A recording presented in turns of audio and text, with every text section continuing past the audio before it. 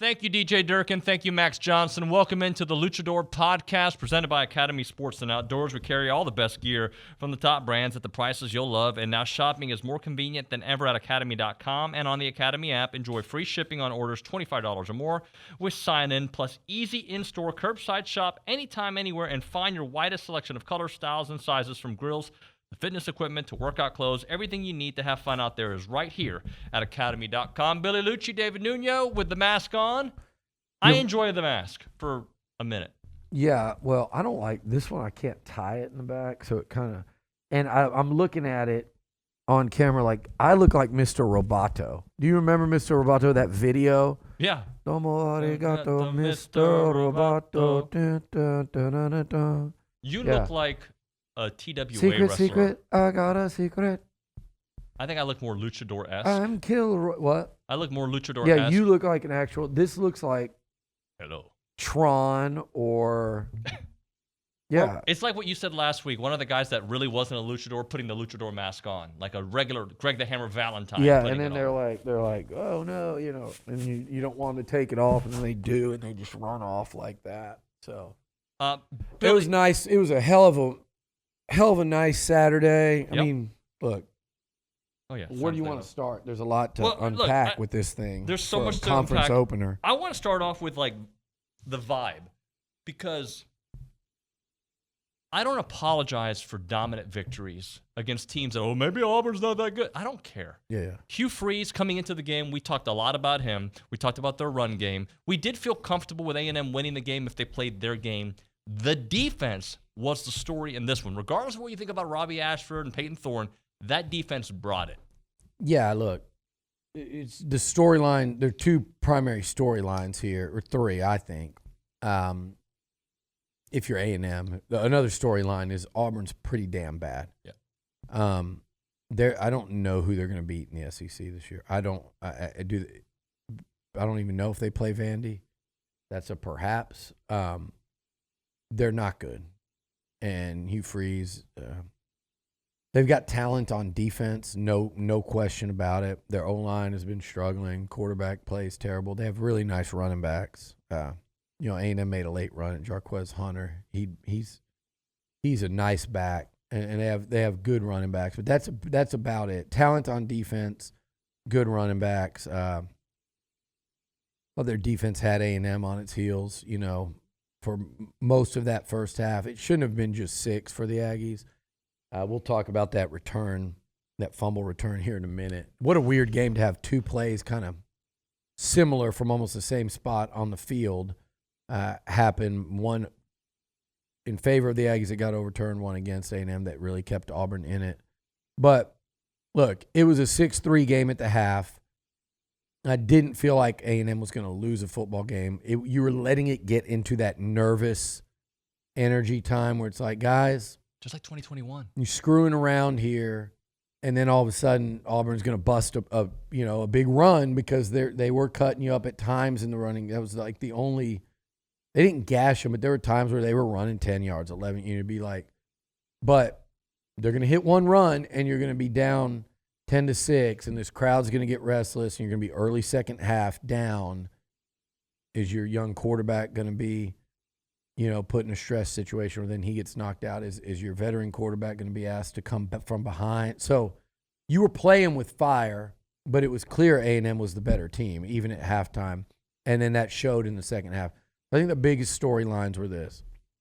The Aggie defense, the Connor Wigman injury / Max Johnson second half, and then just with Max leading the way and that defense, the way A&M dominated the second half of that football game. If it weren't for one play and a freshman just trying to fight for extra yards, and that's a learning experience. You got to know it's time to go down. And that, other than that play, A&M complete and total domination the final 30 minutes. That they outscored them 21-7 in that second half, and it really should have been at least 24-3, if not 28-3, depending on how A&M would have finished off that drive. I think it was about to be a 3rd and long. But at least probably 24, if not 27, hell, if not 34 34-3. That's what I called it. It should have been a 34-3 Yeah. game because I still think the defensive touchdown should have counted. But And whatever. it played out that way. So A&M, like that's the storyline is the Aggies did, even though the halftime score was close, when you look at the totality of that game, they dominated a bad SEC team. But again, they dominated in their SEC opener. Okay? And they probably played the perfect opponent for that. But that's what we said. We said you get Auburn at home, and then you go to Dallas Jerry World to play Arkansas. Look, I had someone call me today and say Arkansas is going to kill us. I watched them last night, and I go, they can beat A&M, but A&M can absolutely beat Arkansas. Like, okay, JJ, they're going to do that. Like, Arkansas has given up 38 and 34 points the last 2 weeks. Yeah. So you just watch the game and just determine they're going to beat A&M. And, like, so this is actually the perfect entry into the SEC schedule. I mean, if I have my choice right now, I'd rather be playing, say, Mississippi State off the schedule. But in the pecking order, look, you're from now on, you're tested every week. A&M's going to have to play better than they did Saturday to beat Arkansas, and certainly better than they did against Miami. But I think you took a big step yesterday, and I think they can build on that momentum now and go up there, and they have a real chance to win. If they do that, then you set up something where you got the turnaround in front of you with Alabama coming into Kyle. Long way off, Arkansas up. We're literally just talking about Bama here, and they're going to do that most likely without number 15. So that's a big deal in what happened yesterday on two sides of it, right? Yeah, well, let's get into that because do you want to start with the Connor angle or the Max angle? I would start first with what Max Johnson did because this is why, and I loved what he said yesterday. I didn't think of transferring. Like, you want a great place to get a degree from. And I said this all along, too, when that battle was going on, and it was a real battle. And now people see Max play in case they forgot, and you realize, like, the dude's got game. Mm-hmm. He's shown it against a lot of SEC teams. I don't believe that's the first time he's gone and beaten Auburn. And, oh, by the way, if he has to quarterback next weekend, which I believe he will, just based on watching a lot of football and seeing what people look like when they're trying to walk on an ankle sprain. And we know the high. By the way, is there such thing as a low ankle sprain anymore? No, when's the last time you heard, well, it's an ankle sprain, but it's a high ankle. So we never know if those things are 2 weeks or 8 weeks. Right. If I'm a guessing man, I'm looking at they got 3 more games till a bye, and it's like, what is it, 5 or 6 weeks between, probably 6 weeks between Auburn and is it Mississippi State coming out of the bye here at home, or is it? Yeah, I think that's right. Let me look at it. No, it's not. It's A&M football it's schedule. South Carolina. Out of the bye, it is South Carolina. South Carolina. Yeah, so it's like 6 weeks from yesterday till that day or something. So Connor could be back sooner. Hell, he's young. He's an athlete. He might be back in a couple weeks. Who knows? But for this weekend, Max Johnson, by the way, in case you're scoring at home, did beat Arkansas in Cowboy Stadium last year.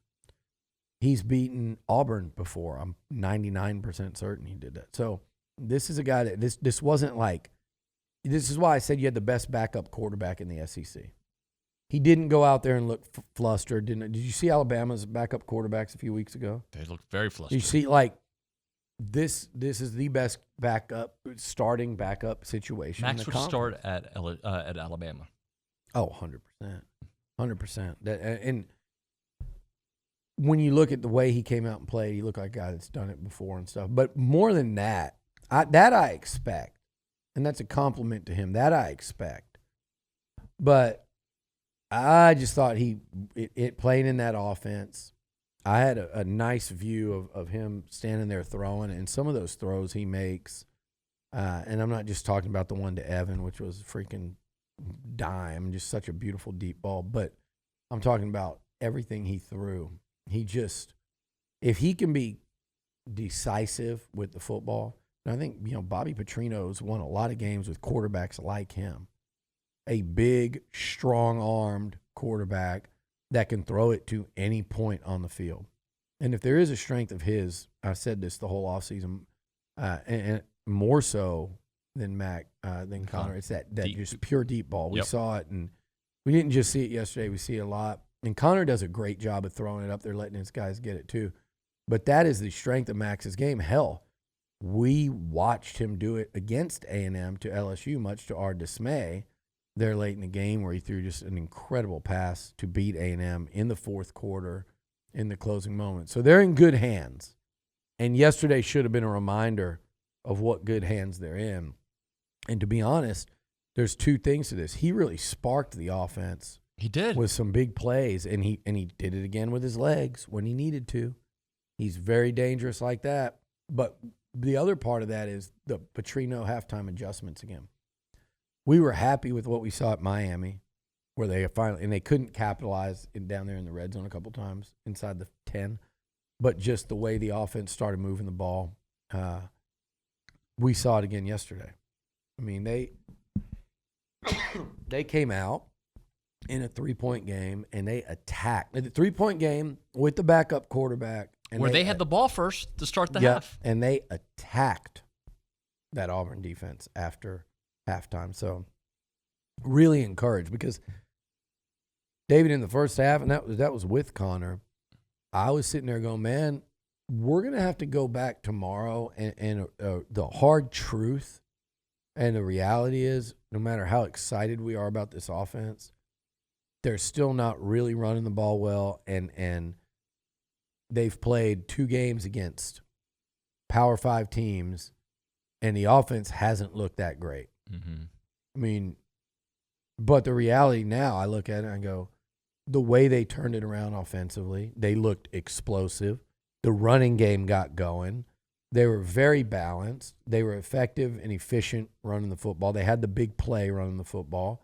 And, man, the passing game was really clicking again. So you walked away feeling so much better. But at halftime, I'm going, man, this is interesting, because we've said a lot about this offense, and they've played 6 quarters against Power 5. And I would say 2 of those quarters, they looked really explosive. Right. Well, now it's 4 out of 8. Now it's okay.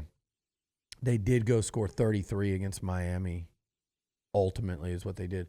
This week they were back up. They were at 27, and we know it could have and should have been a little more than that. And these are days where they struggled for 2 quarters and they still scored 27. So I think I'm not worried about the offense. I think this offense is about to engage in some shootouts. Maybe DJ Durkin's defense will say something differently. That's the hard one. I'm encouraged, man. Oh, yeah, absolutely. I'm just trying to be like, we're going to find out against KJ Jefferson in Arkansas. Bama looked better. How good is Ole Miss? I've been saying that. Let me read the stat that the Luke and the crew came out with, all right? The Luke and 2 Live Luke. And Cade and Ethan Jones. In the last 3 meetings with Auburn, the Tigers have 1 offensive touchdown against A&M. That was Robbie Ashford last year. Billy, A&M had 7 sacks yesterday. They had 6 coming into that game. They had 7 sacks against guys that can run the ball effectively. What does Robbie Ashford do well? He runs. Peyton Thorne, I didn't know he ran well, but apparently he runs well. Yeah, 100-something the week before. So, and again, we hadn't seen that against prior teams. We saw it yesterday, and they blitzed more. There was a lot to that defense. And by the way, a big play in that football game was Malik Silla. It was a 3rd down, and they were trying to get a field goal to cut it to 20-13, right? Yeah, because it was 20-3. A&M was about to go up 24, 27-3, completely put it away, and then the fumble, and it goes from like that to with almost a whole quarter left, you're only up 10. It's like, wait, what just happened? Right. A&M has to punt it.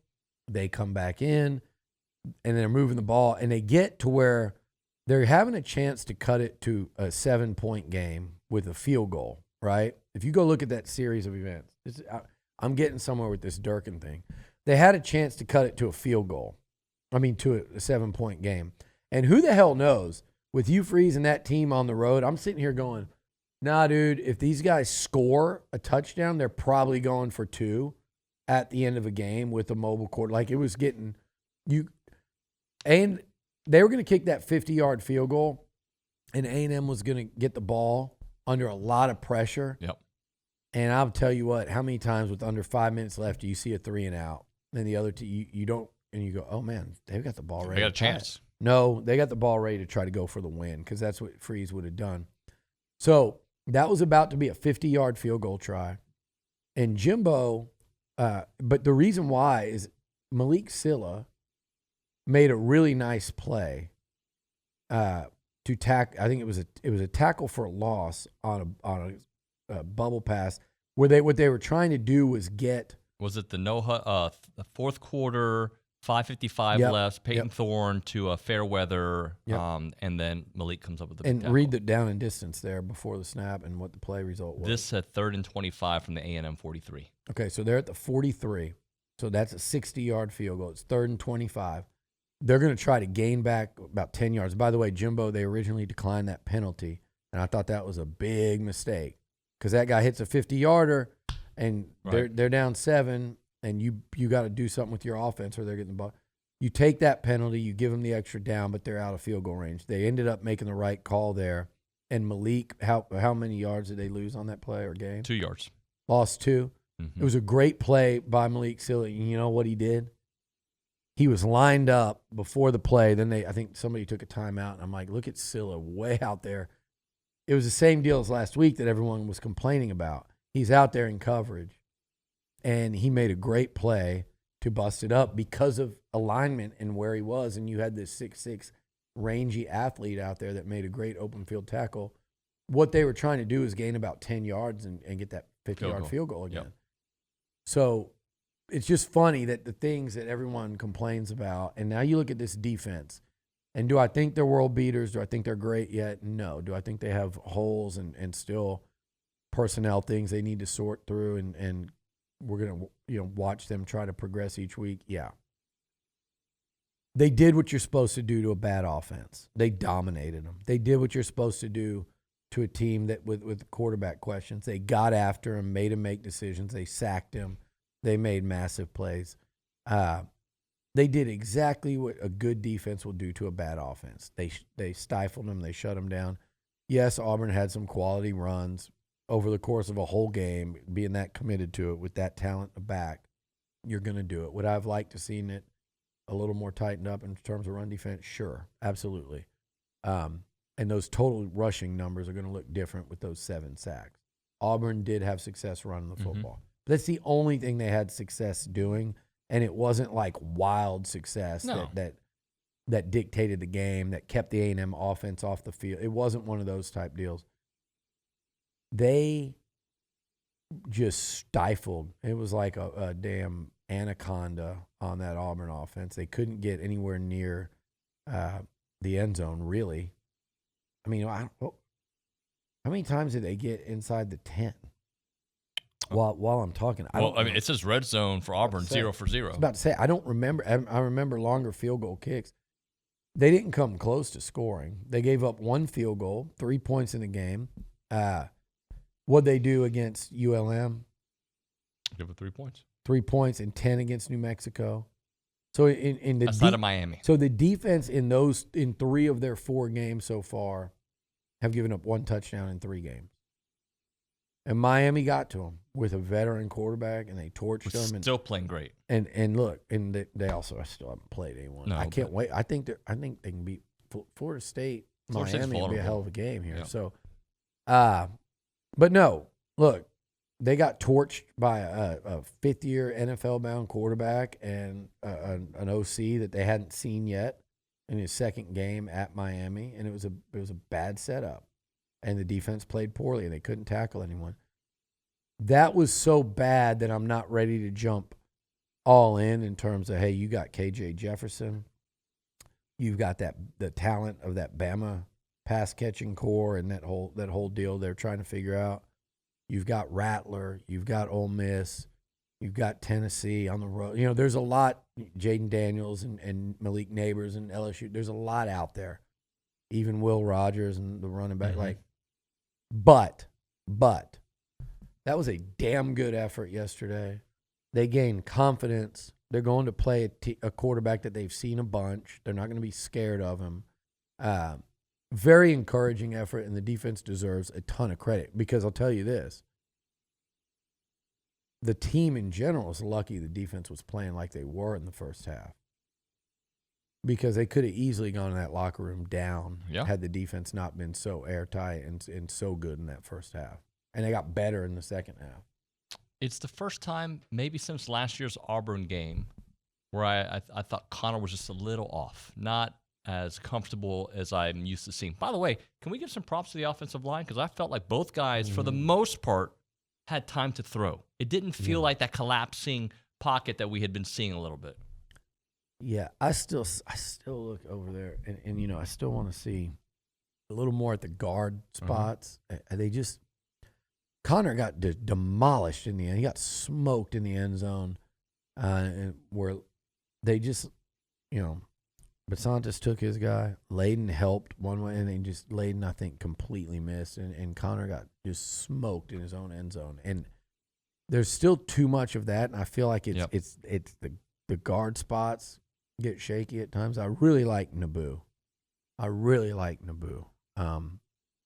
Between Naboo and Basantis, they have a couple of incredible young linemen there, and Trey Zune's getting better and better. But the O-line and pass protection, that was one example. But I thought they were really good in pass protection. They're still not great in there running-wise. They got to get better. But I think they are getting a little better. They're getting better, And that run by Amari that iced the game for good, like as if there was any more doubt, hey, here it is, it's over. That run, that was a massive hole. Right. And then he made a couple of great open field cuts. And it's funny, he almost went down at the start of that run, and then ends up being that first truly explosive run of the year for them that we've seen. I know Ruben popped like a 20-something yarder last week, but you're starting to kind of see that now. So the O-line's getting better, but I love him in pass pro this past week. Well, it just didn't feel like, again, I use Miami as the barometer, but that was like he had 2 seconds and then somebody was close to him. They had some breakdowns yesterday, no doubt, and especially that player in particular. But I felt for big stretches of the game, both quarterbacks had time. Yeah. And like you said, Connor, it just wasn't fire in there. And I think I'd have been interested to see how it would have looked after halftime, after the Petrino adjustments, after Connor could sit down with the coach and talk things through. But it doesn't matter. It is what it is. He got hurt. Here comes Max, and it looked terrific. So that's something to be excited about. I say the same thing I said when Connor won the job, and hey, they've got a great backup quarterback. Now your backup quarterback is your starting quarterback. It's also why Max Johnson, being who Max Johnson was, has been the best thing for A&M these last couple years, because he's not going to pout and transfer when he didn't get named the starting quarterback in the day and age where quarterbacks will pout and transfer. He did not, and man, imagine had he done that, or imagine had Jimbo named Connor post-spring and Max was just sitting there to stew over it and just go, man. And he said he wouldn't have, and I believe him, but a lot of quarterbacks don't think that way.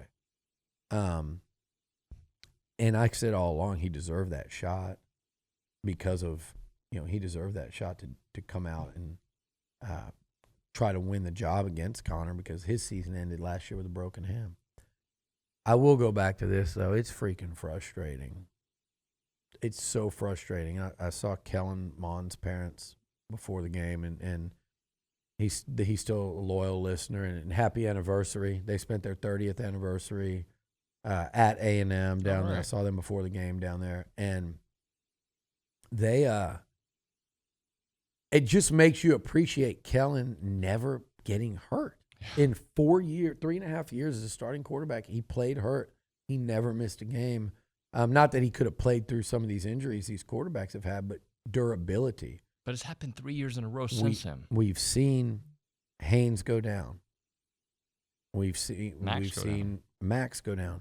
We saw Calzada play through brutal injuries and go down in that Bama game and go down in that Auburn game and play through some, injuries that would have sidelined most. He had to have his shoulder done immediately after the season, his year as a starter here. Then Haynes comes back. Again. Well, he got benched, then Max got hurt, then Haynes got hurt again. Now Connor. I mean, it's frustrating. I saw someone someone told me, like, oh, it's the bad O-lines. And I'm like, look, I'm not saying the O-line play the last couple of years have been good, but some of these injuries are not due to that.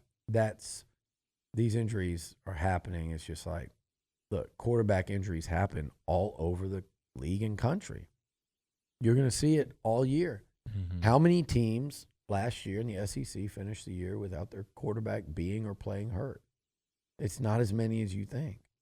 And even Bryce Young missed time. That's Bryce Young missed Bama. Quinn Ewers played Bama. You played Bama last year, guess what? Looks great in the first quarter. He gets hurt in the second quarter. He misses like 3 weeks.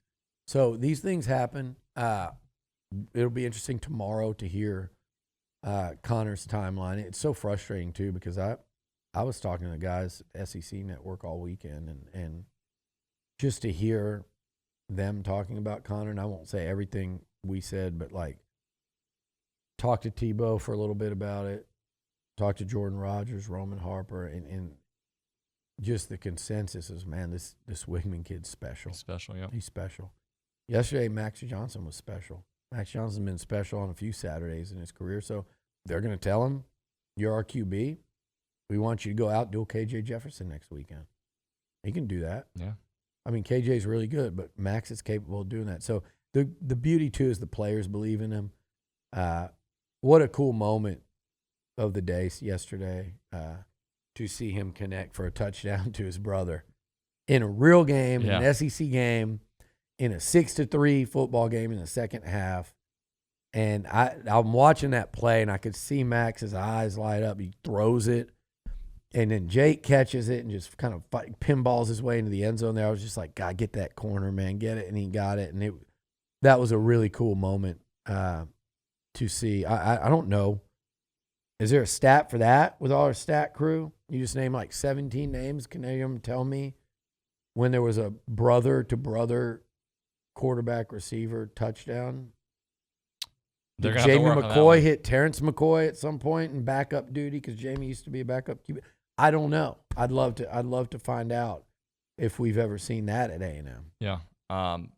Stats crew, you know what to do on that one.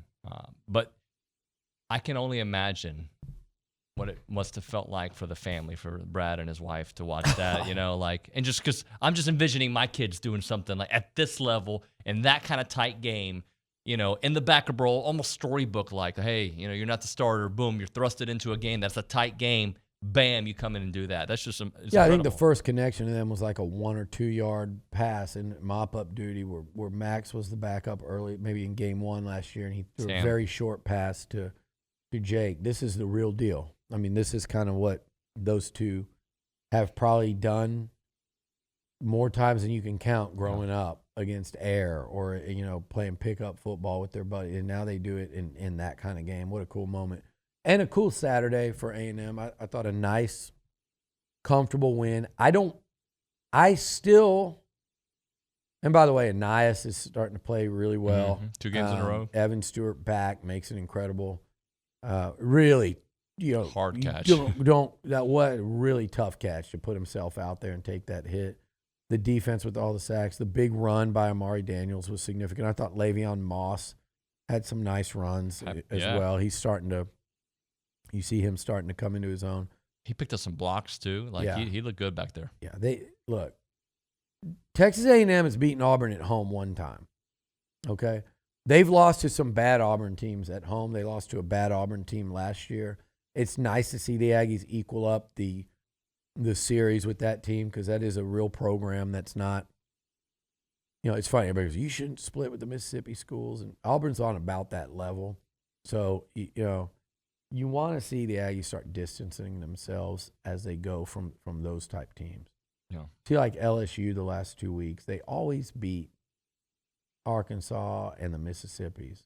A&M always beats Arkansas and South Carolina. They need to add the Mississippis in there. That's TBD later. But to even it up with Auburn,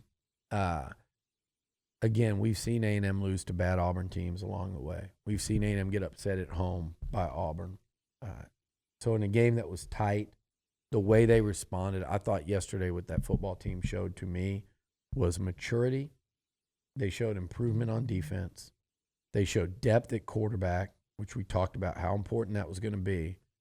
And then they showed, I thought they showed, again, coaching adjustments in Petrino and Jimbo after halftime offensively. So a lot of encouraging stuff, but you got a tough one coming up, man. You do. Very tough. But, again, this is life in the SEC. It is. You look at all these games. They're all, I mean, they're going to be tight at a half. Who's LSU got? Ole Miss this weekend? I think that's right, yeah. LSU goes from Arkansas to Ole Miss. Ole Miss goes from Bama to LSU. Arkansas goes from LSU to A&M. A&M's about to go from Arkansas to Bama. I mean, yeah, everybody deals with it. And for the person that called me saying, they got no chance, I've watched Arkansas in the last 2 weeks give up, 72 points in the last 2 weeks. Jefferson and that offense are good. But you follow their fan base and you follow the people that do what we do. They've been real concerned about their O-line so far. They've been wondering about the Dan Enos Jefferson thing, which I haven't seen. They've looked good to me, but they're just a little dicey, a little shaky. They're going to go up there with a real chance to win that game, and they need to. Look, let's not back off of what we're saying because we're feeling good after a win. These were a very important 2 weeks, and really 3 when you throw the Bama game into it. I felt like if they could somehow be 5-1 through Bama, it would be they'd be on track to do something pretty significant in terms of a bounce back. If they're 5-1 and the losses to Miami, that's actually a best case scenario. Unfortunately, right now they're only 3-1. They got 2 more big ones, and this weekend's a really big one. I think if A&M wins Saturday, I think they beat Bama at home. I agree with you. But I don't know what to make of Bama, by the way. I don't know what to make of Arkansas. That's the one I don't know. I mean, I know when they're good, they're good. They're not great, but I know when they're good, they're good. I just don't know how consistently good they're going to be. You have to think they will be against A&M because they usually are. Those games have been tight for years, right? And I just think if the D-line's playing better against the run, which they have been, and their O-line is not as equipped as they've been in years past, it's trending in a direction that A&M should be able to take care of business. But again, you saw them score 32 against LSU yesterday. 31 against a good LSU defense. But again, it's an LSU defense that's very susceptible in the secondary. So I think if A&M wins this one, it'll not be like this one. It won't be 6-3 at halftime. I think it'll be a game where that Aggie offense better go up there ready to score some points. It should be fun. But yeah, I think the good news is I think you should have a very confident football team going up I-35 and heading up there. It should be a really confident A&M team after Saturday. Defense should be feeling better. The offense should be feeling pretty good with the way they did that. They performed in that second half. Running game is improving, and Max Johnson showed that, hey, I'm here for a reason. Yeah, there's a reason that A&M had the best QB situation entering the season in the SEC. Now, you're in a dicey zone, though. You got to keep Max Johnson healthy. Yep. And you're playing the heart of the SEC schedule. So hopefully a speedy recovery for Connor, because I think had that thing kept going uninterrupted, I think we would start seeing just some truly, truly special stuff out of him. But now it's football. He's going to go on the shelf for hopefully a short period of time and just kind of, he might come back better, having to just watch, learn, and see what Max does. So this is a great situation. You hate seeing the one guy get hurt because now that depth we talked about is kind of not there. Well, and now we have proof. Maybe for a couple weeks here. we have A&M proof on more than one occasion that Max can absolutely get the job done. So, as opposed to in theory, we've seen it happen now. Well, we saw it. We saw it last year. We saw it against Miami. We saw it against Arkansas. But I think in this offense, his big arm can actually be a lot more utilized than it could be last year when we watched him score 17 against Miami, and they didn't necessarily light it up against Arkansas. A lot of that was A-chain. But now with his arm and this offense and the shots and these receivers and the shots they'll take. And remember, they did that yesterday without Noah as well. So you should eventually, probably pretty quickly, and prayers to Noah Thomas and his family. The loss of his brother this week, tragic loss of his brother this week. So, I mean, go check out the site. I know there's links. There's a GoFundMe for his brother, and that's a great family. He's a great kid, Noah, and I think, as you guys know, every little bit helps from the financial, but also the mental side of it, and just to have maybe one less thing to, in a time like that, to have to truly worry about, and would really, I think, help Noah and his family to grieve that. Terrible. And hopefully, moving it back to what we were talking about there, he'll be back. He was unable to go this week.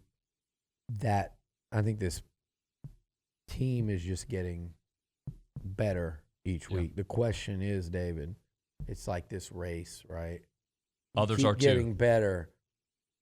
What did Arkansas do last week? Arkansas looked better. Did they fire their shot and get let down there at the end, or are they getting better? And who's getting better at a faster rate? We saw what Alabama did, but we don't know what Ole Miss truly is, and that's at home. But did they have their get-right second half? Right. And are they different now moving forward? So it's A&M's just got to keep getting better, or you're not going to have a chance. They got better this week, and I think they certainly give themselves a chance to move into this next one and get out of there with a W. Thank you, Billy. And thank you to Academy Sports and Outdoors. See you tomorrow on TexAgs Radio and the rest of the week. Thanks.